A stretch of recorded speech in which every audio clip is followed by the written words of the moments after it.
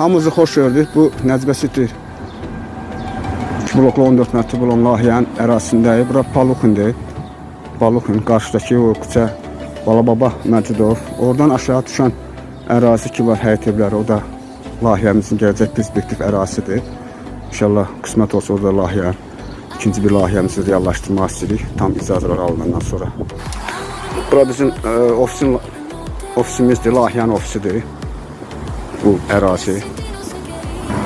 Bu hasarlanmış yer isə, gördüyünüz bu hasarlanmış metropolitenin yeridir. Yəni bunun yəni bu ərazinin bizim bu layihə üçün olan ərazi aidiyyəti yoxdur.